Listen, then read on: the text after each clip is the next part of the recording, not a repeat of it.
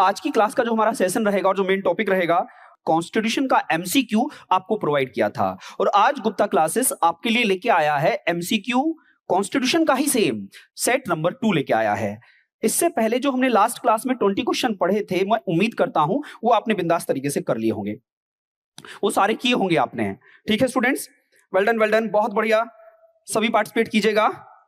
देखो, लाइव जब आप पढ़ते हैं तो लाइव पढ़ने का एक ही उद्देश्य होता है कि आपके डाउट्स होते हैं, डाउट्स आप हमें बताएंगे और हम डाउट्स का समाधान करेंगे, क्योंकि मैं और आप मिलके ही तो पढ़ रहे हैं। क्योंकि मैं अकेला पढ़ाता रहूंगा तो मुझे कैसा पता चलेगा, क्योंकि आप तो सब क्लास लेते हैं, आपको तो मालूम है जब तक कि आप मुझे जवाब नहीं देते हो मुझे सेटिस्फेक्शन नहीं मिलता है। तो क्लास का उद्देश्य क्योंकि एक्टिव लर्निंग करना है, हमें पैसिव लर्निंग नहीं करना है। मैं आपके कमेंट भी बराबर पढ़ रहा हूं। भीड़ हमेशा उस रास्ते पर चलती है जो रास्ता आसान लगता है। आपके सामने कोटेशन है, सबसे पहले इस कोटेशन से ही शुरू करते हैं। भीड़ हमेशा उस रास्ते पर चलती है जो रास्ता आसान लगता है, लेकिन इसका मतलब यह नहीं कि हमेशा सही रास्ते पर भीड़ चलती है। और आगे क्या लिखा है, क्या लिखा है, आप अपना रास्ता खुद चुनिए, क्योंकि आपको क्या है, देखो, क्योंकि आपको आपसे बेहतर कोई और नहीं जानता है। ठीक है स्टूडेंट्स, तो इसी मोटिवेशन कोट के साथ हम आगे बढ़ते हैं और आज की क्लास को हम शुरू करते हैं। तो आज की क्लास में मैंने 15 क्वेश्चन आपके लिए लिए हैं, लेकिन वो 15 सवाल मत मानिएगा उनको। 15 सवाल केवल नाम के हैं, लेकिन हम उसमें कम से कम 50 सवालों का डेटा कंप्लीट करेंगे। ओके स्टूडेंट्स, तो आप लगातार बने रहिएगा क्लास में। अब क्वेश्चन नंबर 1 की तरफ को मूव करते हैं और पेन रजिस्टर लेके बैठिएगा। पेन रजिस्टर लेके बैठिएगा, बेनिफिट तभी होगा। क्वेश्चन आपकी स्क्रीन पर है और क्वेश्चन आप देखिएगा। क्वेश्चन क्या कह रहा है, वो कह रहा है which is the competent body to prescribe condition for the acquisition of citizenship। नागरिकता प्राप्त करने के लिए शर्तें निर्धारित करने वाला सक्षम निकाय कौन सा है। कहने का मतलब यह है कि भारत में कौन यह तय करेगा कि कौन नागरिक है, कौन नागरिक नहीं है। सवाल यह पूछ रहा है, तो मुझे बताइए ऐसी कौन सी वो बॉडी है, ऐसा वो कौन सा निकाय है जो यह तय करता है किसी व्यक्ति को हम भारत का नागरिक माने या नहीं माने। स्क्रीन पर आपके सामने सवाल है, तो मुझे जवाब दीजिएगा। सभी स्टूडेंट जल्दी जल्दी जुड़ जाइएगा, बेनिफिट तभी है इन क्लासों का। वेल डन, सभी सी जवाब दे रहे हैं। देखिए, आप सबको मालूम है क्या कह रहा है, नागरिकता प्राप्त करने के लिए शर्तें निर्धारित करने वाला सक्षम निकाय कौन है, पार्लियामेंट है। कौन है स्टूडेंट्स, पार्लियामेंट है। अब आप कहोगे सर कैसे, आप लोगों को मालूम होना चाहिए भारत में जो संविधान है हमारा, संविधान ने संसद को यह शक्ति दी है, हमारे कॉन्स्टिट्यूशन ने पार्लियामेंट को यह पावर दी है कि वह आर्टिकल 11 के तहत, किसके तहत, आर्टिकल 11 के तहत, अगर आपसे कोई सवाल पूछता है किसके तहत संविधान ने संसद को यह शक्ति दी है कि वह नागरिकता के बारे में प्रावधान बता सकती है, आप लोगों को मालूम होना चाहिए। देखिएगा, अब इसका आप एक्सप्लेनेशन यहां पर देखिएगा। यह देश की वो नई पार्लियामेंट है जो हिंदुस्तान में अभी उद्घाटन हुआ है। ठीक है, आप जानते हैं हमारे देश की संसद नए प्रारूप में, नए फ्लेवर में आई है। तो आप लोगों को पता होना चाहिए जो हमारी पार्लियामेंट है, यह पार्लियामेंट को राइट दिया गया है कि किसको वह नागरिक माने और किसको नागरिक नहीं माने। पहली बार संसद ने नागरिकता पर एक एक्ट बनाया कि किसको हम नागरिक कहेंगे, इसके लिए हम एक बेहतर तरीके से डिफाइन कर देते हैं। क्या डिफाइन कर देते हैं, उन्होंने भारतीय नागरिकता पर एक कानून बनाया, नागरिकता संशोधन अधिनियम 1955। ये 1955 नागरिकता से संबंधित क्या है, एक एक्ट है जो पार्लियामेंट ने डिजाइन किया है और इसमें अभी तक 6 बार संशोधन हो चुके हैं। कितनी बार, 6 बार संशोधन हो चुके हैं। ठीक है, लास्ट संशोधन, लास्ट अमेंडमेंट कब हुआ था, 2019। आप सभी को पता है नागरिकता से संबंधित CAA आया था। क्या आया था, CAA, सिटीजनशिप अमेंडमेंट एक्ट, नागरिकता संशोधन अधिनियम आया था। उसमें कहा गया था कि भारत के पड़ोसी मुल्कों से जो अल्पसंख्यक भारत में आए हैं उन्हें तो हम भारत का नागरिक स्वीकार करेंगे, परंतु वहां इन 3 देशों के, ध्यान देना, पाकिस्तान, अफगानिस्तान और बांग्लादेश, अगर वहां के बहुसंख्यक भारत में आएंगे तो हम उनको नागरिकता नहीं देंगे, ऐसा उसमें कहा गया था। तो 3 देशों के अल्पसंख्यक ही भारत में आ सकते हैं और उनको हम नागरिक बताएंगे। उसी पर एक विवाद उठा देश में। तो आप लोगों को याद रखना है, अभी तक नागरिकता संशोधन में कितनी बार संशोधन हो चुके हैं, 6 बार, और यह शक्ति किसको है, पार्लियामेंट को है। तो उम्मीद करता हूं इस क्वेश्चन का जवाब आपको मिल गया होगा। अब नेक्स्ट क्वेश्चन की तरफ को चलते हैं। ठीक है, आप सभी को मालूम होना चाहिए हिंदुस्तान के अंदर, पहले ये समझिएगा, हिंदुस्तान के अंदर अगर कोई सबसे बड़ा है, हिंदुस्तान के अंदर अगर कोई सबसे बड़ा है तो बताइए कौन है, हिंदुस्तान में सबसे बड़ा कौन है, संसद है। और हिंदुस्तान में सबसे बड़ा कौन है? कॉन्स्टिट्यूशन है। भारत में अगर आपसे कोई सवाल पूछता है सबसे बड़ा कौन है? कॉन्स्टिट्यूशन है। और कॉन्स्टिट्यूशन के अंदर नागरिकता के बारे में किस पार्ट में कहा गया है? पार्ट नंबर 2 में कहा गया है। पार्ट नंबर 2 में कहा गया है और उसमें आर्टिकल नंबर 5 से 11 नागरिकता से संबंधित है। लेकिन नागरिकता ही तो एक बहुत बड़ा सब्जेक्ट है, उसके बारे में संसद को अधिकार दिया कि आप समय समय पर कानून बना सकते हो और यह बता सकते हो कि कौन नागरिक होगा और कौन नागरिक नहीं होगा। क्लियर है? तो बात आप ध्यान देना, भारत में सबसे बड़ा कौन? कॉन्स्टिट्यूशन। सेकंड नंबर पर पार्लियामेंट, थर्ड नंबर पर प्रेसिडेंट एंड फोर्थ नंबर पर आप सभी जानते हैं सुप्रीम कोर्ट। क्लियर है स्टूडेंट्स? बार बार रिवाइज कराना है। नेक्स्ट क्वेश्चन की तरफ को मूव करते हैं। नेक्स्ट क्वेश्चन आपके सामने है। वेल डन, बहुत बढ़िया। अब सवाल है, dual citizenship is a feature of, दोहरी नागरिकता निम्न में से किसकी विशेषता है? आप लोगों को याद रखना है, हिंदुस्तान तो एकल नागरिकता का प्रावधान रखता है। हमारे देश में तो हम केवल कहते हैं, ध्यान देना, बड़ा उम्दा सवाल है, हमारे देश में हम एकल नागरिकता की बात करते हैं। एकल नागरिकता की बात करते क्यों? क्योंकि ब्रिटेन के समान तो भारत में एकल नागरिकता है, ब्रिटेन के समान तो भारत में एकल नागरिकता है, परंतु ध्यान दीजिएगा, अमेरिका के समान भी भारत में, अमेरिका के समान भी भारत में हमने 16 देशों में जो हमारे लोग गए हैं, ओसीआई भारतीय मूल के लोग हैं, उन्हें दोहरी नागरिकता का प्रावधान दिया है। कॉम्पिटिटर ये बात लिख लेना, सवाल पूछा जाता है कि भारत कितने देशों के नागरिकों को दोहरी नागरिकता की बात देता है, तो 16 मुल्क हैं वो। बट उन 16 मुल्कों में भारत का पड़ोसी कोई नहीं होना चाहिए। ना ही तो कौन होना चाहिए? पाकिस्तान होना चाहिए, ना ही कौन होना चाहिए? अफगानिस्तान होना चाहिए, ना कौन होना चाहिए? बांग्लादेश होना चाहिए। मतलब भारत के पड़ोसियों में से कोई नहीं होना चाहिए। और इन पड़ोसियों के अलावा जो ओसीआई भारतीय मूल के निवासी हैं, जो अंग्रेजों के समय में भारत से दूर चले गए थे, अगर वो भारत आते हैं तो हम उनको बिना वीजा, बिना पासपोर्ट के भारत में आने की परमिशन देंगे। परंतु वह भारत में वोट नहीं दे सकते, परंतु भारत में वह, ध्यान देना, परंतु भारत में वोट नहीं दे सकते और वोट ना देने के बाद भी भारत में किसी संवैधानिक पद पर नहीं बैठ सकते। तो हम 16 देशों के नागरिकों को, जो पहले भारत से चले गए थे भारत, उन्हें हम नागरिकता दे सकते हैं। तो यहां पर हम दोहरी नागरिकता का भी प्रावधान रखते हैं, ये ध्यान देते चलना है। सवाल बड़ा उम्दा है, परंतु याद रखना, दोहरी नागरिकता निम्न में से किसकी विशेषता है? तो याद रखना, ये दोहरी नागरिकता निम्न में से किसकी व्यवस्था है? संघीय सरकार की। और भारत संघीय नहीं है, भारत तो अर्ध संघीय सरकार है, क्योंकि भारत ने इंग्लैंड से भी डेटा लिया है और अमेरिका से भी डेटा लिया है। और इंग्लैंड क्या है? एकात्मक है, यूनिटरी है। और अमेरिका क्या है? अमेरिका बोलो, फेडरल है, संघीय है, क्योंकि वहां राज्य और केंद्र को बराबर शक्ति दी गई है। लेकिन अब आप कह रहे होगे सर, जो ये आप बता रहे हो इसको एक बार आप दिखा दो तो हमें बेहतर होगा। तो इन दोनों बारे में अंतर समझने के लिए, यूनिटरी एकात्मक और फेडरल संघीय, इन दोनों के बारे में अंतर समझने के लिए इस क्वेश्चन के एक्सप्लेनेशन पर चलते हैं। देखिएगा, आपके सामने स्क्रीन पर है, आप जवाब देखिएगा और प्रयास कीजिएगा इसका सवाल का जवाब देते हुए। यूनिटरी फॉर्म, यूनिटरी का मतलब होता है एकात्मक। एकात्मक, ध्यान देना, जहां एकला हो सब कुछ। एकात्मक का मतलब है एकल नागरिकता हो, एकल न्यायपालिका हो, एकल नागरिकता हो, एकल न्यायपालिका हो, और विशेष परिस्थितियों में समस्त शक्ति केंद्र में निहित हो, सेंट्रल गवर्नमेंट में निहित हो। यह क्या है? एकात्मकता का लक्षण है। और फेडरल का मतलब है संघीय। संघीय का मतलब है राज्य व केंद्रों को बराबर शक्ति दी जाए, राज्य व केंद्रों को बराबर शक्ति दी जाए, दोहरी नागरिकता दी जाए, दोहरी न्यायपालिका हो। अमेरिका में आप लोगों को पता होना चाहिए, ताजुबात होगा, अमेरिका में 50 सुप्रीम कोर्ट हैं। अमेरिका में कितने सुप्रीम कोर्ट हैं? 50 सुप्रीम कोर्ट हैं। जितने अमेरिका में राज्य हैं उतने ही सुप्रीम कोर्ट हैं। तो अमेरिका का नेचर क्या है? दोहरा है, दोहरी न्यायपालिका है, दोहरी नागरिकता है, और राज्यों और केंद्रों को बराबर शक्ति दी गई है। परंतु भारत एक, इसका विवाद है, भारत अपवाद है। भारत क्या है? यूनिटरी और फेडरल का कॉम्बिनेशन है, ध्यान देना। तो भारत कैसा देश है? अर्ध संघीय देश है, क्वासी फेडरल कंट्री है। अगर आपसे कोई सवाल पूछता है भारत की प्रकृति कैसी है, क्वासी फेडरल है। कुछ तो हमने अमेरिका से लिया है और कुछ इंग्लैंड से लिया है और दोनों का मिश्रण भारत में मिलाया है। तो भारत की प्रकृति कैसी है? क्वासी फेडरल है। ये लिख लेना आप अपने रजिस्टर पर। क्या है स्टूडेंट्स? क्वासी फेडरल, अर्ध संघीय। क्या है? अर्ध संघीय। भारत एक अर्ध संघीय प्रकार का देश है। ये बात शायद समझ में आ गई होगी आपको। अब इसी जो डिफरेंस है, डिफरेंस देख लीजिएगा, मैं आपकी कमेंट भी बराबर में पढ़ते चल रहा हूं। देखो, यूनिटरी गवर्नमेंट में क्या है? Only one level of government, केवल एक ही सरकार होती है। लेकिन फेडरल में क्या है? 2 लेवल ऑफ गवर्नमेंट, केंद्र व राज्य प्रकार की, केंद्र व राज्यों को बराबर शक्ति दी गई है। एकात्मक में क्या है? सिंगल सिटीजनशिप है, एकात्मक नागरिकता है, लेकिन फेडरल में क्या है, डुअल सिटीजनशिप है। ये बात समझ में आ रही है? आप देखते रहिएगा, सब कुछ लिखा है, बड़े आसान तरीके से सारे पॉइंट्स आपको समझा दिए गए हैं। अब नेक्स्ट क्वेश्चन की तरफ को मूव करते हैं। नेक्स्ट क्वेश्चन आपके स्क्रीन पर है, बताइए, the following article of the Indian constitution एबोलिश्ड the practice of untouchability.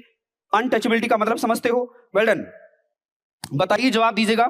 मैं सभी आपके सवालों का जवाब देख रहा हूं, आप क्या जवाब दे रहे हैं? कितने लोग पार्टिसिपेट कर रहे हैं एक्टिव? बहुत बढ़िया, वेल डन। भारतीय संविधान के निम्नलिखित में से किस अनुच्छेद द्वारा अस्पृश्यता समाप्त की गई है? अनटचेबिलिटी, छुआछूत, ठीक है, क्योंकि भारत एक ऐसा देश है जहां बहुत समस्याएं रही हैं, जातिवाद रहा है, तो उन जातिवाद में, इस जातिवाद के चंगुल को निकालने के लिए भारत के संविधान में एक आर्टिकल जोड़ा गया कि अनटचेबिलिटी को समाप्त कर दो इस देश से, क्योंकि अब उसका कोई महत्व नहीं है।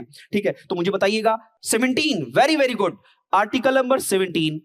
आर्टिकल नंबर 17 क्या कहता है? आर्टिकल नंबर 17 बताता है कि भारत में सभी नागरिक समान हैं। नागरिकता, आप जानते हो हमारे 6 मौलिक अधिकार हैं, उन 6 मौलिक अधिकारों में फर्स्ट मौलिक अधिकार है क्या? समानता का अधिकार। और समानता का अधिकार हमें बताता है भारत में रहने वाले समस्त नागरिक समान हैं।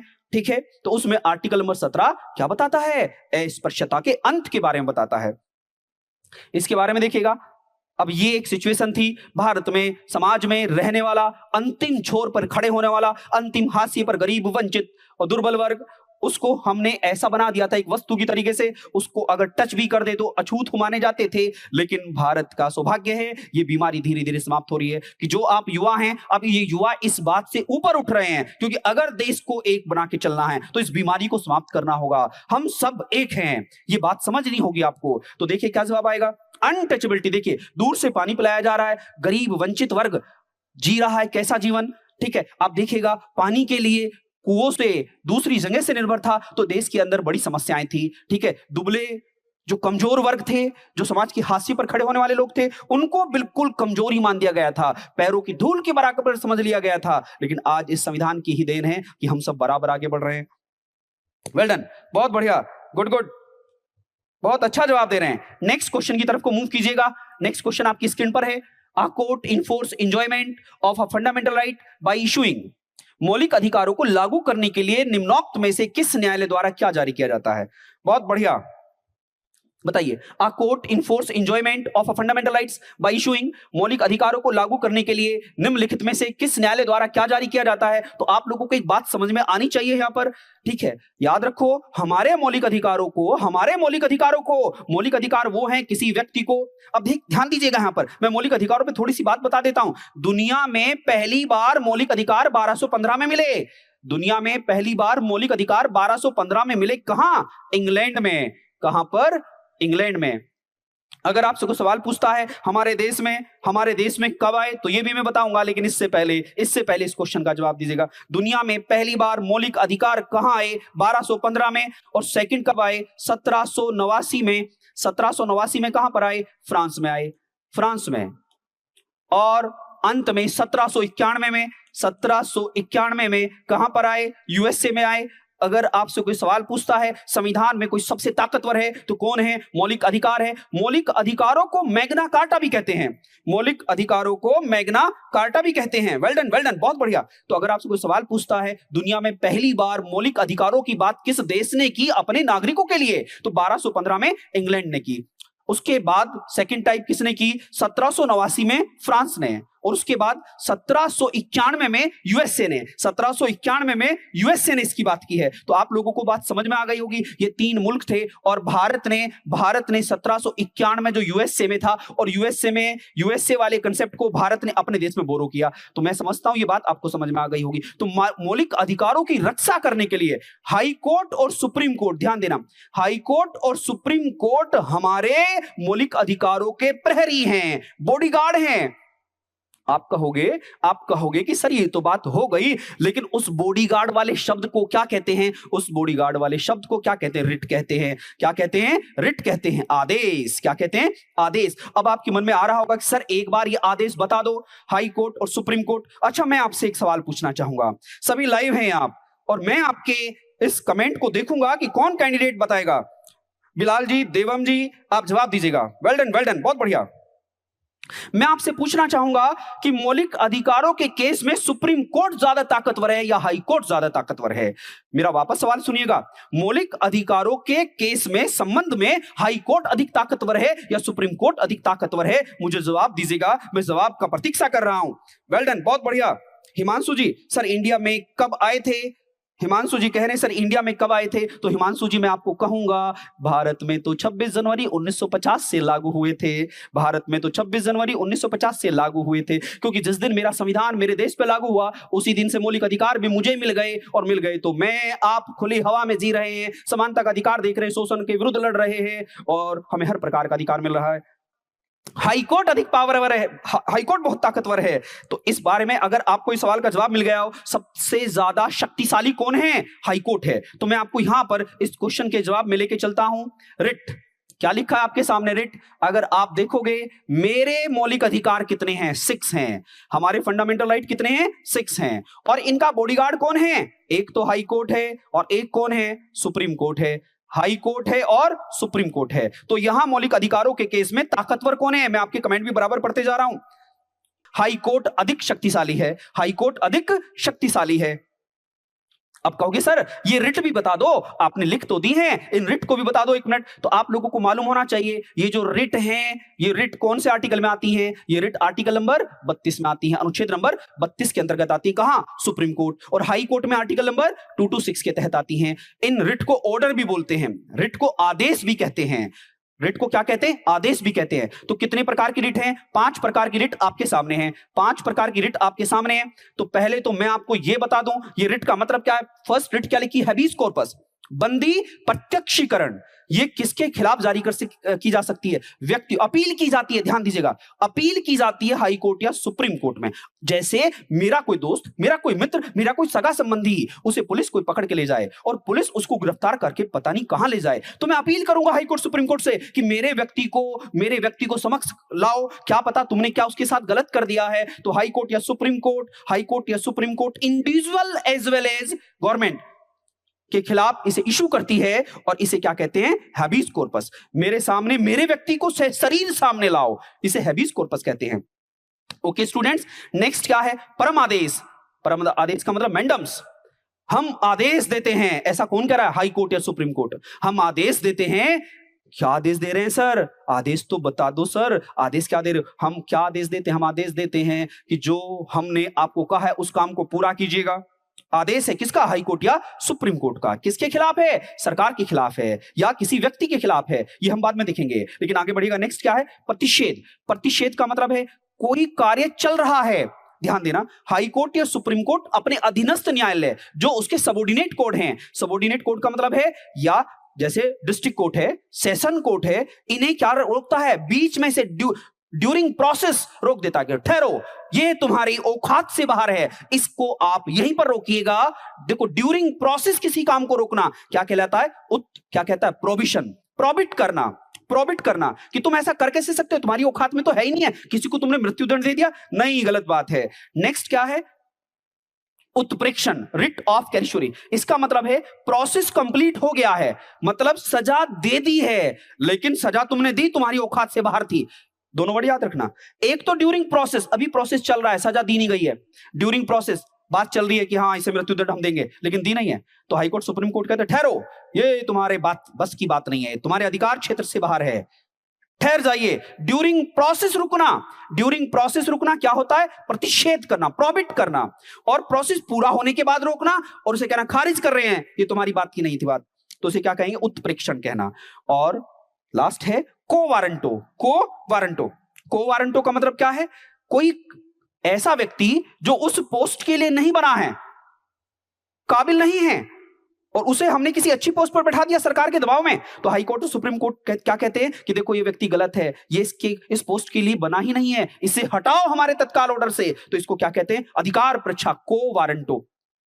थोड़ा सा एक्सप्लेन किया है, अभी बस इतना ही समझिएगा, क्योंकि क्वेश्चन का नेचर अलग अलग प्रकार का है और हमें बहुत आगे बढ़ना है। तो मुझे पता है आपको ये सवाल समझ में आ गया होगा। इसी आर्टिकल 32 को किसने? डॉक्टर भीमराव अंबेडकर जी ने, ड्राफ्टमैन या आर्किटेक्ट ऑफ कॉन्स्टिट्यूशन या फादर ऑफ इंडियन कॉन्स्टिट्यूशन ने क्या कहा था, पता है ना आपको?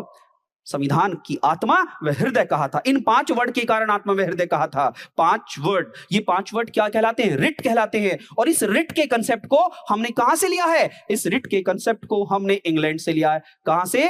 इंग्लैंड से लिया है। ये बातें आपको समझ में आ जानी चाहिए। अगर देखो समझ में आ रहा है तो मुझे बताइए। Well done. High court can issue writ for legal rights as well. Rajni ji बिल्कुल सही कह रहे हैं आप। हाई कोर्ट सामान्य चीजों में भी रिट इशू कर सकता है ना, और सुप्रीम कोर्ट भी कर सकता है, परंतु उसके आर्टिकल, संविधान में उसका आर्टिकल लिखा है, ये भी ध्यान देना। सुप्रीम कोर्ट भी कर सकता है, संविधान में उसे आर्टिकल ने ताकत दी है, ओके, बट हाई कोर्ट को सामान्य ताकत मिली हुई है। वेल डन, बहुत बढ़िया। नेक्स्ट सवाल पे चलते हैं। नेक्स्ट सवाल आपके सामने है। देखो ये सारी रिट लिखी है, अगर जिसको इसका आराम से स्क्रीनशॉट खींच लेना, इंग्लिश में वहां हिंदी में समझाया, इंग्लिश में एक एक वर्ड समझाया है। आप जानते हो type of writ in Indian constitution.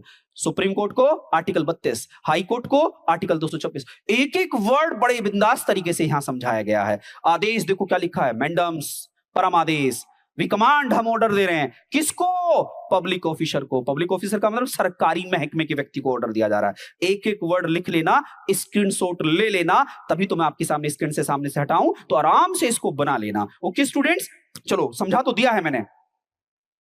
Next question की तरफ को मूव करते हैं। नेक्स्ट क्वेश्चन क्या है? विच of the following is not a fundamental right. इनमें से कौन सा मौलिक अधिकार नहीं है? बताइए बताइए। Well done. कौन सा आएगा? निम्नलिखित में से कौन सा मौलिक अधिकार नहीं है? राइट टू इक्वलिटी, या right to liberty, right against exploitation, या राइट टू प्रॉपर्टी। आप सभी को मालूम होगा फिलहाल इसको मौलिक अधिकारों की श्रेणी से हटाया गया है। याद आया ना आपको? इसको मौलिक अधिकारों की श्रेणी से हटाया गया है। ठीक है, अब कितने मौलिक अधिकार हैं? ओनली 6 हैं। और राइट टू प्रॉपर्टी को तो हटा के हमने क्या बना दिया? Legal right. Article number 300A में रख दिया है इसको। कौन से संविधान संशोधन के द्वारा हटाया था? जल्दी बताओ। 44th amendment of Indian constitution 1978 के द्वारा संपत्ति के अधिकार को अब हमने विधिक अधिकार बना दिया है। उम्मीद करता हूं ये सवाल आपको समझ में आ गया होगा। अब कहोगे कि सर वो जो 6 फंडामेंटल राइट है हमारे, वो भी बता दो एक बार। इंग्लैंड में इनको बिल ऑफ राइट्स बोलते हैं। इंग्लैंड में इनको क्या कहते हैं? Bill of rights. Okay students, अब आप कहोगे सर ये एक बार दिखा दो, आपका क्या बिगड़ेगा? अरे भैया बिल्कुल देखो, आपके लिए तो सब कुछ है। गुप्ता क्लासेस आपके लिए तो फैसिलिटी लेके आया है। आप देखिएगा ये वो अधिकार हैं, ये वो मौलिक अधिकार है। अब आप में से कुछ रूठ गए होंगे कि सर हिंदी में ही दिखाओगे, इंग्लिश में नहीं। आप जानते हो सारा डेटा बाइलिंगुअल मिलता है, ये पहले से ही आपके साथ हमारा कमिटमेंट है। तो हिंदी में भी देखो और इंग्लिश में भी देखो। इंग्लिश में भी लिखा है तो समझा देते हैं पहले आपको। ये हमारे 6 मौलिक अधिकार हैं। आप सभी को पता है मौलिक अधिकारों को हमने हिंदुस्तान के संविधान में पार्ट नंबर 3 में रखा है, और आर्टिकल नंबर 12 से 35 में इसकी व्याख्या है। ओके स्टूडेंट्स, तो पहला मौलिक अधिकार क्या है? समानता का अधिकार, राइट टू इक्वलिटी। और दूसरा क्या है? स्वतंत्रता का अधिकार, right to freedom. And third क्या है? राइट अगेंस्ट एक्सप्लॉयटेशन, शोषण के विरुद्ध अधिकार। एंड फोर्थ क्या है? बताइए, बोलो बोलो। Right to freedom of religion. And fifth क्या है? फिफ्थ क्या है? बोलो बोलो। Cultural and educational right. And sixth क्या है? संवैधानिक उपचारों का अधिकार, जिसको डॉक्टर भीमराव अंबेडकर जी ने क्या कहा है? संविधान की आत्मा व हृदय कहा है। बात समझ में आ गई? इसको लिखते रहना। 44 1978। Well done. Right answer 4। अनमोल जी बहुत बढ़िया पार्टिसिपेट कर रहे हैं। ऐसी तो पढ़ाई होती है, सेम इसी प्रोसेस से तो आगे बढ़ोगे आप। ये फंडामेंटल चीजें एक्स्ट्रा लिखते रहना नोट्स में, बहुत काम किया आएगी। और बार बार जब चीजों को रिवाइज करते हैं तो माइंड में इमेज बन जाती है। अब आपको कि सर इंग्लिश में भी दिखा दो, सर देख लो, सारी बातें लिखी है ना? क्या बताया? बोलो बोलो जल्दी। Right to equality, article number 14 से 18। Right to freedom of expression, article number 19 से 22। राइट टू फ्रीडम भी बोल सकते हो। एंड 3 क्या है? Right to freedom of religion, 25 से 28। राइट टू कॉन्स्टिट्यूट, देखो सुनो। एंड इसके बाद फोर्थ राइट क्या आएगा? Right against exploitation. And fifth यहां पर है और सिक्स्थ यहां पर है। ये सारी बातें क्लियर हो गई। कहां से लिया है फंडामेंटल राइट? हमने यूएसए से लिया है। कहां से? यूएसए से लिया है। ये सभी आपको मालूम है बातें। सरदार वल्लभ भाई पटेल कौन थे? मौलिक अधिकार समिति के अध्यक्ष थे। ओके स्टूडेंट्स, नेक्स्ट क्वेश्चन है आपका, article number 32 of the Indian constitution related to. भारतीय संविधान का अनुच्छेद 32 निम्नलिखित में से किससे संबंधित है? बोलो बोलो जल्दी। संवैधानिक उपचारों को, अभी अभी तो बताया है, संवैधानिक उपचारों का अधिकार। देखो बार बार क्वेश्चन रिवाइज हो रहा है क्योंकि इतना बड़ा महत्व है इस सवाल का कि बार बार हर परीक्षा में ये आई जाता है। अब इसके बारे में अभी बताया हमने, अब इसका जवाब देख लीजिएगा। देखो क्या लिखा है चिराग जी, देख लो, पार्ट नंबर 3 भाग नंबर 3 फंडामेंटल राइट एंड अनुच्छेद नंबर 32 को संवैधानिक उपचारों का अधिकार कहते हैं। Right to constitutional remedies, habeas corpus, mandamus, prohibition, certiorari and को वारंटो। अभी अभी तो बात बताई है, वो सारा वापस एक्सप्लेन कर दिया है। बार बार चीजों को देखोगे तो बातें क्लियर हो जाएंगी आपको। देखो जल्दी यहां पर, Indian constitution and polity, got it. चलिए आगे बढ़ते हैं। नेक्स्ट, सिविल इक्वलिटी इंप्लाइज, नागरिक समता का आशय है। बोलो, बहुत बढ़िया सवाल है। क्वेश्चन नंबर 7 आपकी स्क्रीन पर है। केवल 15 क्वेश्चन लिए, ओनली 15, टेंशन मत लेना, लेकिन बिंदास पढ़ेंगे, कम लेंगे लेकिन अच्छा पढ़ेंगे। क्या आएगा जवाब? इक्वलिटी बिफोर लॉ, नागरिक समता का मतलब है, आप सभी को मामूल पता है, क्या पता है? समानता का अधिकार, राइट टू इक्वलिटी। इसका मतलब है कानून की नजरों में सब समान हैं, कानून की नजरों में सब समान हैं, चाहे कोई अमीर है, चाहे कोई गरीब है, चाहे राजा है, चाहे रंक है, चाहे राष्ट्रपति है, चाहे ग्रुप 4D है, चाहे हम हैं, चाहे प्रधानमंत्री है, कानून की नजरों में सब समान है। ऐसा सिद्धांत है, ऐसा प्रिंसिपल है, दिल पे मत ले जाना। कभी सोचो कि सर कहां है, ये मैं भी जानता हूं, आप भी जानते हैं, लेकिन मान लो, मानने में क्या जा रहा है, फिलहाल थोड़ी समस्याएं हैं, भविष्य में हो जाएगा सब। नागरिकता समता का आशय है, इक्वलिटी बिफोर लॉ, कानून के समक्ष सब समान हैं। अवसर की समानता, धन का समान वितरण या राज्य के मामलों में भागीदारी का समान अधिकार, ना, कानून की नजरों में सब समान है। एक्चुअल ऊपर लिखे हुए वर्ड का यही मीनिंग है। आप देखना चाहते हो तो ये देखिएगा, कानून की तराजू है, इसमें सब बराबर हैं, ना कोई बड़ा है ना कोई छोटा है। सोचा तो ऐसा ही गया था, लेकिन समस्याएं तो चलती रहती हैं, उनका समाधान टाइम पे निकलेगा। वेल डन, बहुत बढ़िया।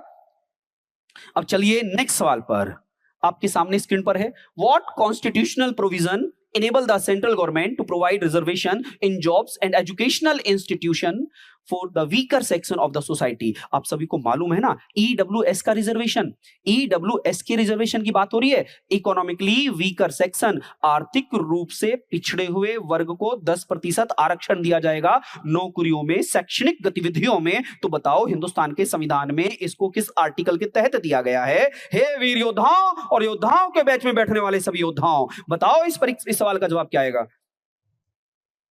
नौकरियों, शैक्षिक संस्थाओं में समाज के कमजोर वर्ग के लिए आरक्षण उपलब्ध कराने हेतु केंद्र को संविधान का कौन सा प्रधान अधिकार देता है? जल्दी बताइए, बड़ा सुंदर सवाल है स्क्रीन पर आपके। बोलो बोलो।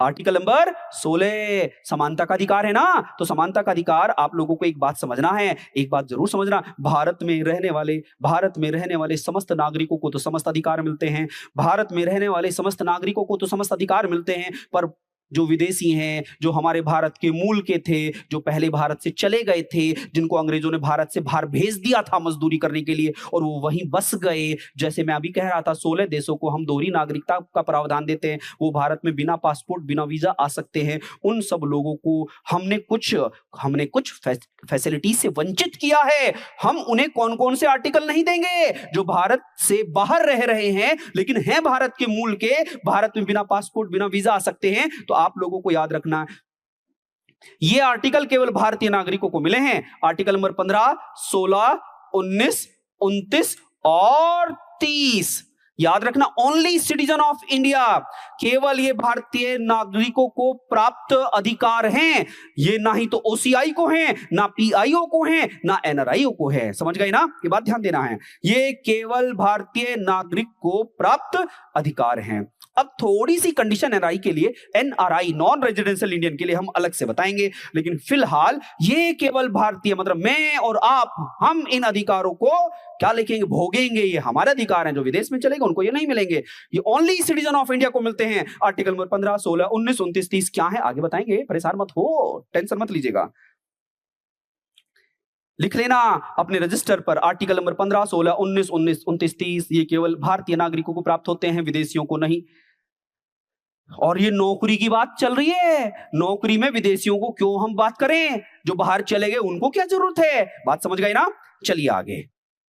अब जवाब देख लीजिएगा, जवाब भी एक्सप्लेनेशन के साथ है, बस आप बिंदास देखते रहिएगा। वेल डन, वेल डन, बहुत बढ़िया जवाब दे रहे हैं। देखो कितना अच्छा पार्टिसिपेट कर रहे हैं आप।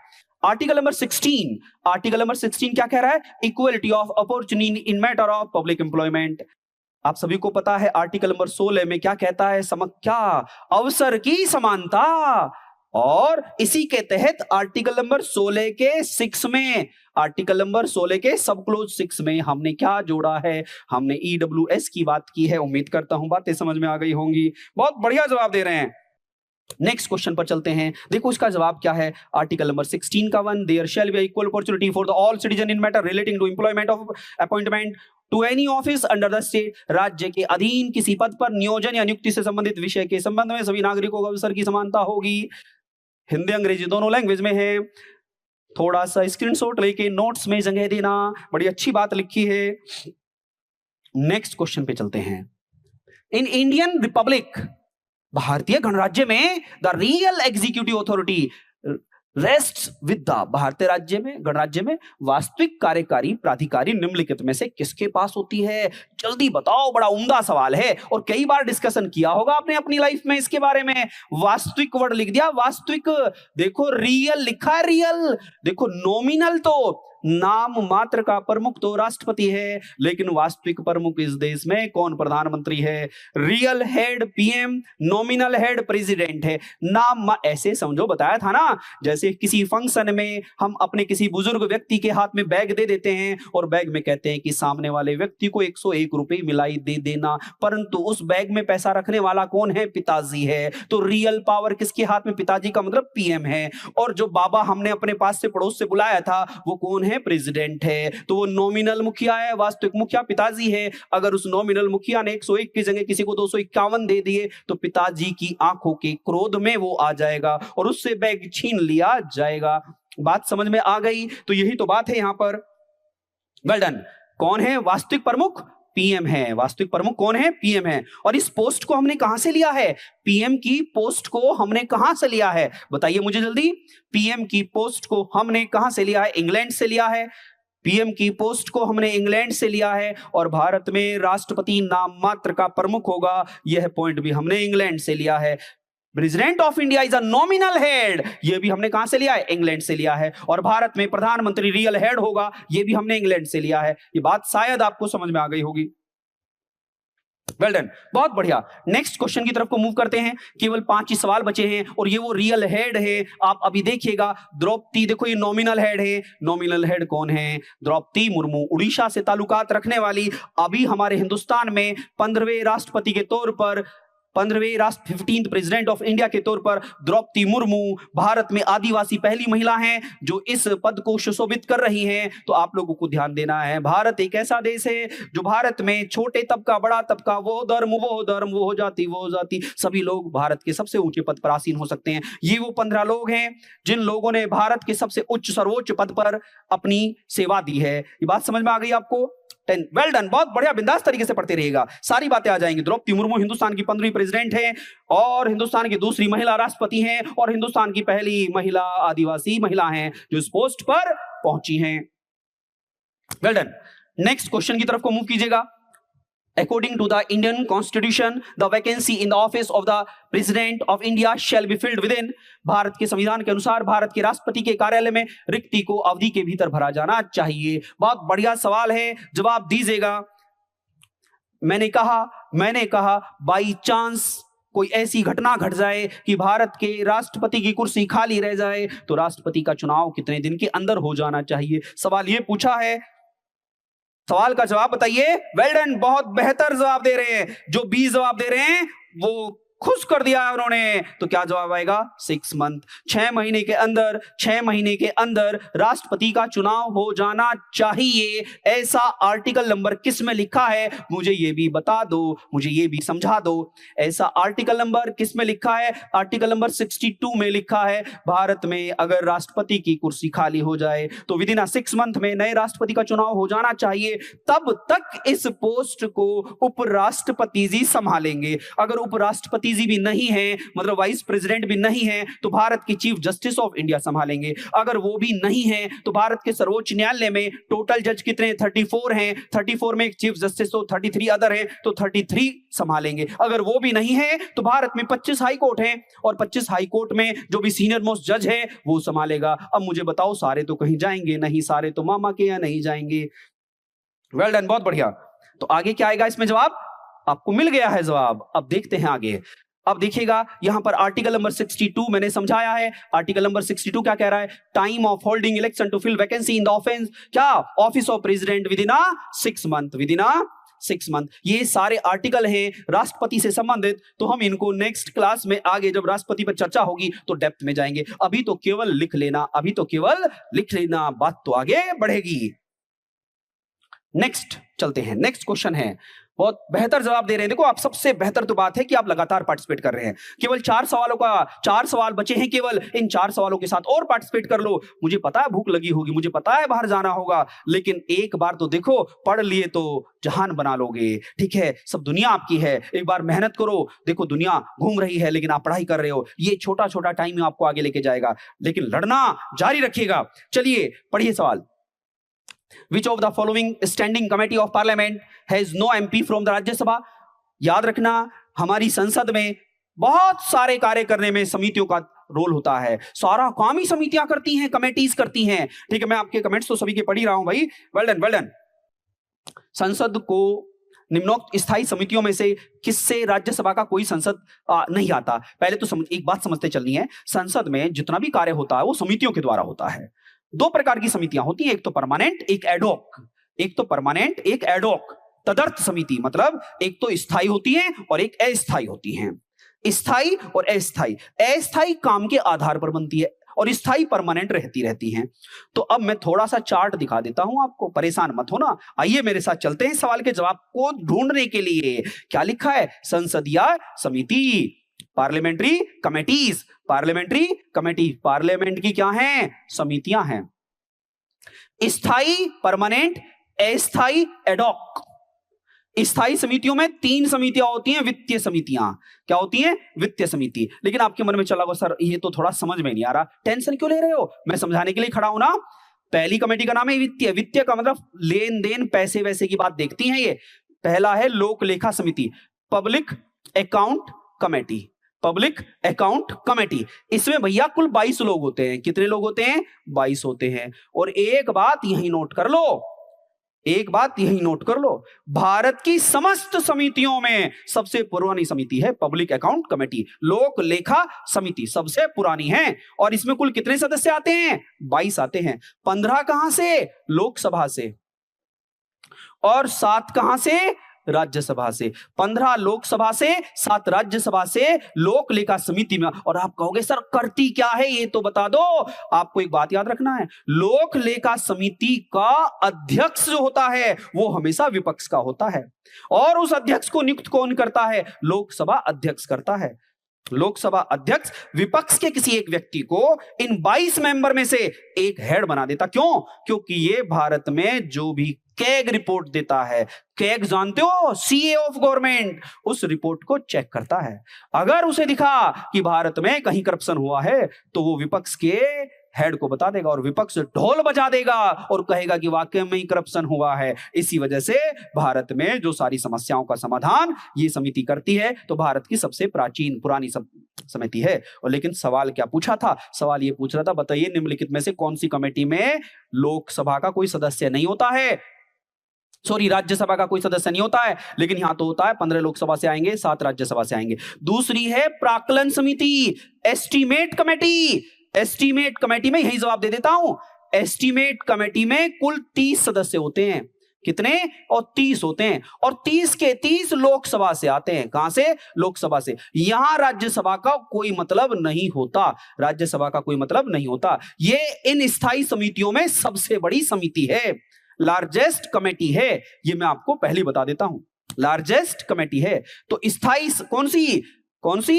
एस्टिमेशन कमेटी, प्राक्कलन। ये हमेशा बजट लॉन्च होने के बाद आती है, बजट लॉन्च होने के बाद आती है। बस अभी सवाल का जवाब मिल गया, बस इतना ही सीखो। और इसके अलावा ये सारी समितियां तो लिखी हैं, इन्हें प्यार से पढ़ लेना, नोट्स बना लेना, और डाउट होगा तो तुरंत मेरे से कमेंट में पूछ लेना। ठीक है, मैंने तो पूरा ब्यौरा दे दिया आपके लिए। Well done, well done. अब इसका जवाब और अच्छा ढूंढ लो। लो जी, आपको कि सर अच्छा सा नहीं लगा, मैंने अच्छा सा देख लो। पार्लियामेंट कमेटी में एक कमेटी कौन है? स्टैंडिंग कमेटी, और एक क्या? एडोक। एडोक का मतलब समझ गए? तदर्थ। तदर्थ का मतलब अस्थाई। स्टैंडिंग में एक फाइनेंशियल होती है, एक डिपार्टमेंटल होती है, एक अदर स्टैंडिंग। यहां पर बड़े आसान तरीके से बताया है। पार्लियामेंट्री कमेटी का मतलब पब्लिक अकाउंट कमेटी। कब बनी थी? 1921 में। कितने सदस्य होते हैं? 22। लोकसभा से 15, राज्यसभा से 7। कौन अपॉइंट करता है? स्पीकर। किसको? अपोजिशन लीडर को। एस्टिमेशन कमेटी कब बनी? 1921 में। कुल सदस्य कितने? 30। क्या कहां से होते हैं? सारे लोकसभा से। क्या राज्यसभा से होते हैं? ना, राज्यसभा से ना होता। कौन नियुक्त करता है? स्पीकर करता है। कौन करता है? स्पीकर करता है। बात समझ में आ गई? किसको करता है? रूलिंग पार्टी को करता है जी। रूलिंग पार्टी के व्यक्ति को ही इसका हेड बनाता है। किसका? एस्टिमेट कमेटी का। ठीक, बात समझ में आ गई? ऐसे ये सारी कमेटीज हैं, बस इतना पढ़ लेना, काम हो जाएगा। आगे तो डिटेल में सवाल बनते चले जाएंगे, हम सब पढ़ेंगे। अब आगे बढ़ते हैं नेक्स्ट क्वेश्चन की तरफ। कोई सारी कमेटी का चार्ट बनाया है, किसी को कहना आईएएस देना, पीसीएस देना है, तो आराम से इसे पढ़ लेना। डाउट हो तो पूछ लेना, घबराना मत। अभी तो शुरुआत हुई है, अभी तो फिल्म बाकी है। चलो चलते हैं आगे। क्या लिखा है? Who is competent to dissolve the Rajya Sabha? सवाल सुन लेना सभी। राज्यसभा को कौन भंग कर सकता है? किसको ये अधिकार है? किसकी पावर है? कौन है वो अथॉरिटी जो भारत में राज्यसभा को भंग कर दे? तो मुझे बताओ, हे कॉम्पिटिटर, हे योद्धाओं के बैच में रहने वाले योद्धाओं, मुझे इस सवाल का जवाब दे दो। राज्यसभा को भंग करने में कौन है सक्षम अधिकारी? बोलो बोलो। Well done, well done. Kaif, Himanshu, Muskan sir, ये PDF, Anuj, well done, well done. कौन होता है? कौन होता है? अरे भैया गलत जवाब दे दिया। अगर सभी गलत दे रहे हो, आपसे उम्मीद नहीं थी। भारत में राज्यसभा क्या होती है? स्थायी होती है। क्या होती है? परमानेंट होती है। अपर हाउस होती है। राज्यों की परिषद होती है। किसी की पावर नहीं है उसे हटा दे। आज तक वह निरस्त डिजोल्व भंग नहीं हुई है। लोकसभा तो हर 5-7 वर्ष के बाद डिजोल्व हो जाती, भंग हो जाती है, परंतु राज्यसभा इस देश को चलाती है। जब भारत में आपातकाल जैसी परिस्थितियां भी लग जाती हैं तो राज्यसभा तब भी कार्य कर रही होती है। राज्यसभा में वर्तमान में 245 सदस्य हैं और राज्यसभा का सभापति हमेशा उपराष्ट्रपति होता है। कैसे भूल गए? हे योद्धाओं, योद्धाओं कैसे जवाब दे रहे हो आप? क्या जवाब आएगा? None of these. इनमें से कोई नहीं होता है जो भारत में राज्यसभा को भंग कर दे। लोकसभा तो भंग की जा सकती है, राज्यसभा नहीं, क्योंकि लोकसभा तो हर 5 साल में भंग होती है। इससे पहले भी भंग हो जाती है अगर उसके खिलाफ नॉन कॉन्फिडेंस मोशन आ जाए, अविश्वास प्रस्ताव आ जाए, अगर वह मेजोरिटी साबित ना कर पाए। जैसे हिंदुस्तान में आप लोग जानते हो अटल जी की सरकार, जैसे आप जानते हो प्रधानमंत्री चौधरी चरण सिंह जी की सरकार, कई बार अविश्वास प्रस्तावों का सामना किया। तो ये सब बातें तो आपके प्रकरण में ही होगी। ओके, तो मुझे बताओ, राज्यसभा, एक बात और बताओ मुझे, क्या विधान परिषद भंग की जा सकती है? क्या विधान परिषद राज्यों में होती है, क्या भंग की जा सकती है? तो याद रखना, सुन लेना, विधान परिषद भंग नहीं की जा सकती, समाप्त की जा सकती है।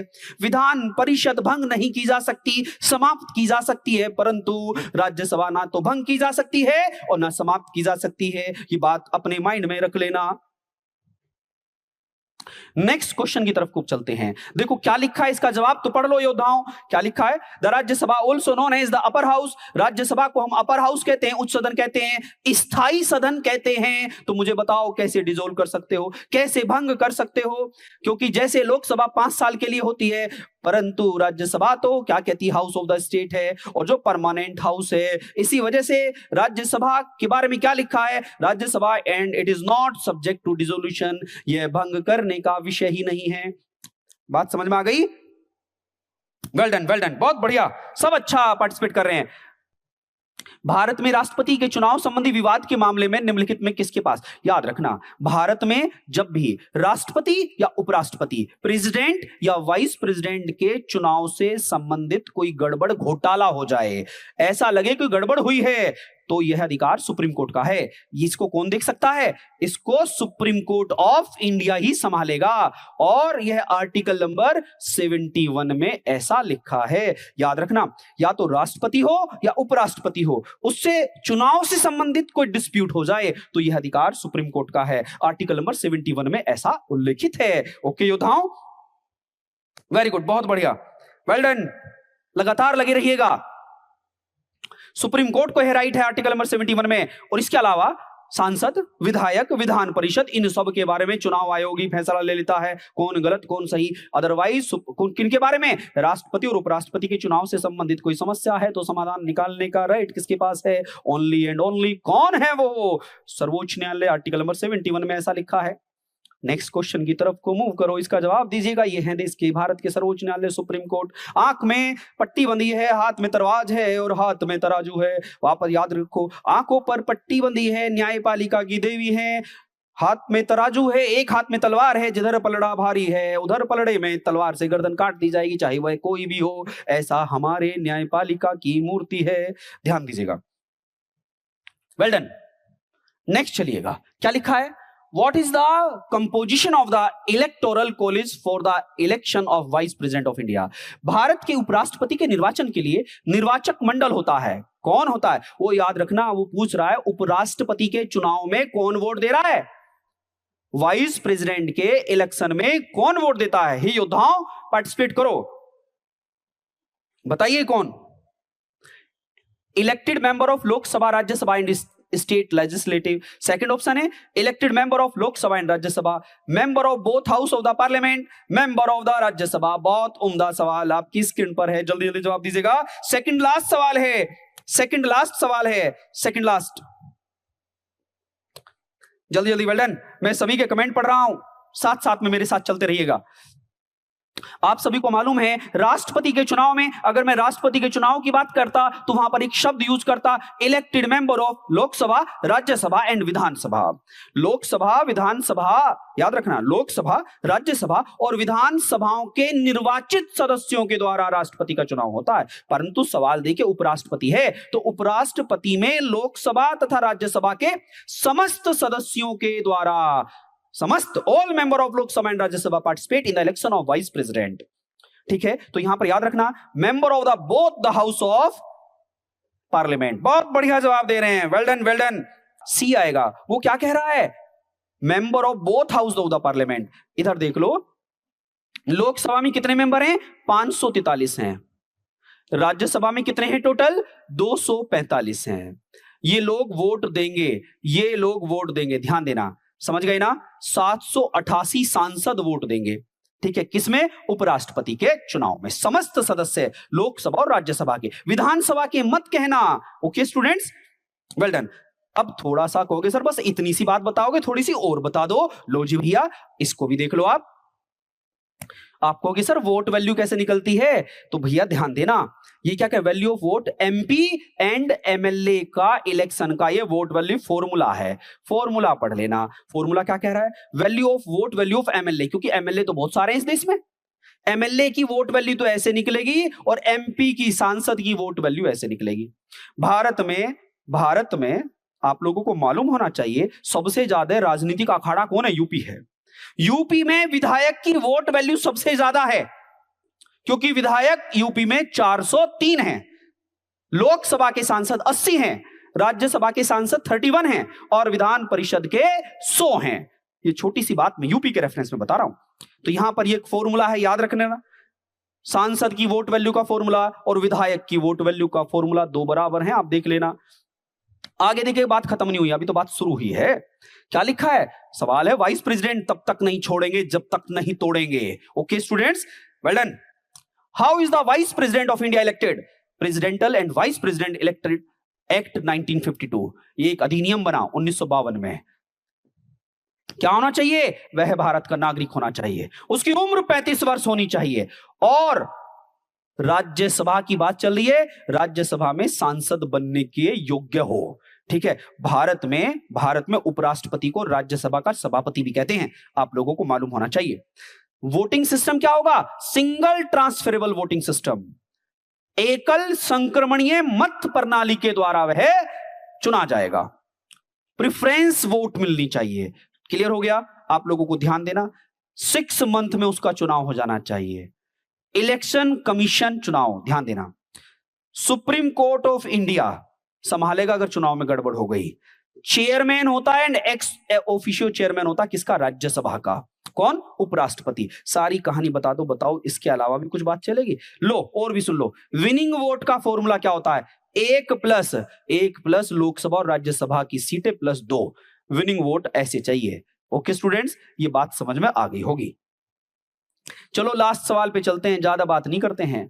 आज की क्लास का अंतिम सवाल है, योद्धाओं जवाब दे दो और फिर हम इस पीडीएफ का तीसरी करते हैं। क्वेश्चन है, what is the maximum period up to which of the proclamation issued by the president under article 356 of the constitution and approved extended by the parliament may normally remain in force? बड़ा अच्छा सवाल है। वो कह रहा है article 356 किससे संबंधित है? आप सबको मालूम होना चाहिए। आर्टिकल 356 जो संबंधित है वो राष्ट्रपति शासन से संबंधित है, प्रेसिडेंट रूल से संबंधित है। आप लोगों को मालूम है राष्ट्रपति शासन जब लागू होता है तो किसी राज्य में कब लगता है? जब वह राज्य संविधान का उल्लंघन करने लगे, अगेंस्ट कॉन्स्टिट्यूशन जाने लगे। राष्ट्रपति शासन एक आर्टिकल तो 356 है और एक मुझे और बता दो आप, राष्ट्रपति शासन 2 आर्टिकल के तहत लगता है। तो हे योद्धाओं, अगर आपने सच में तैयारी की है तो मुझे बताओ, एक आर्टिकल तो आपके सामने लिखा है 356, तो दूसरा आर्टिकल बताओ जिस आर्टिकल के तहत राज्य में राष्ट्रपति शासन लग जाता है। मैं उम्मीद करता हूं ये सवाल का जवाब आप दोगे मुझे। मैंने वापस कहा, भारत के संविधान में राष्ट्रपति शासन के 2 आर्टिकल हैं। पहला आर्टिकल तो आपके सामने है, बट दूसरा आप बताओ मुझे। अगर सच में आपने स्टडी किया है तो मैं समझ लूंगा कि आपने स्टडी किया है। ऐसा आर्टिकल नंबर कौन सा है? पहला तो 356 है और दूसरा आर्टिकल कौन सा है जिसके तहत भारत में किसी राज्य में राष्ट्रपति शासन लग जाए? जल्दी बता दो, जल्दी बता दो। चलो कोई बात नहीं, आइए मेरे साथ, मैं दिखा देता हूं। आइए मेरे साथ, बस इतना याद रखना है, अभी की क्लास में 356 तो है ही, लास्ट के दोनों डिजिट को चेंज कर देना। क्या कर देना? 365 कर देना। अब आप कहोगे सर ये क्या है, आगे बात होगी। आज के सवाल का लास्ट ये एक डाउट छोड़ा है आपके लिए और ये आप सोल्व करोगे, बस हिंट दे दिया है। लेकिन इस सवाल का जवाब क्या आएगा? एज आएगा। क्या आएगा? ए आएगा, 6 मंथ। और इसमें आगे भी बहुत सारी कहानी है, आगे इमरजेंसी से संबंधित सवाल आएंगे। लो थोड़ा सा और दिखा देता हूं, क्योंकि आप जानते हो छोड़ने वाला थोड़ू हूं, जब तक तोड़ेंगे नहीं तब तक छोड़ेंगे नहीं। सवाल देखिएगा, प्रेसिडेंट रूल, राष्ट्रपति शासन के बारे में सारा चिट्ठा खोल दिया गया है। कौन करेगा, कैसे करेगा? तो देखिएगा, on recommendation of the governor in case of failure of constitutional machinery. राष्ट्रपति शासन किसी राज्य में तब लगता है जब उस राज्य का राज्यपाल कहने लगे राष्ट्रपति से कि सर संवैधानिक परंपराएं ध्वस्त हो गई हैं, पकड़ो गला इसका और लगा दो राष्ट्रपति शासन, क्योंकि मुख्यमंत्री हाथों से बाहर निकल गया है सर, बड़ी गलती कर रहा है। आज तक भारत में 100 से ज्यादा बार राष्ट्रपति शासन लग चुका है। आगे क्या लिखा है? If a state legislature is unable to function according to constitutional provision, यदि राज्य का विधानमंडल संविधान के उल्लंघन करने लगे तब इसे लागू किया जाता है। वेल डन, बहुत बढ़िया। कौन है इस एग्जीक्यूटिव अथॉरिटी? कौन है? Exercise through the central appointed governor. यह सब कार्य करने का क्रेडिट किसको जाता है? राज्यपाल को। और राज्यपाल राष्ट्रपति से कहता है कि सर लगा दो राष्ट्रपति शासन, क्योंकि राष्ट्रपति शासन लगते ही उस राज्य का वास्तविक शक्ति किस में पहुंच जाती है? राज्यपाल में पहुंच जाती है। उम्मीद करता हूं बात समझ में आ गई होगी। पार्लियामेंट का क्या रोल है? पार्लियामेंट का रोल यहां पर लिखा है, अब इसको पढ़िएगा बड़े बिंदास तरीके से। सवाल का जवाब मिल गया है, 6 मंथ मिल गया है। आगे क्या लिखा है? A maximum of 3 year by the approval of parliament after every 6 month.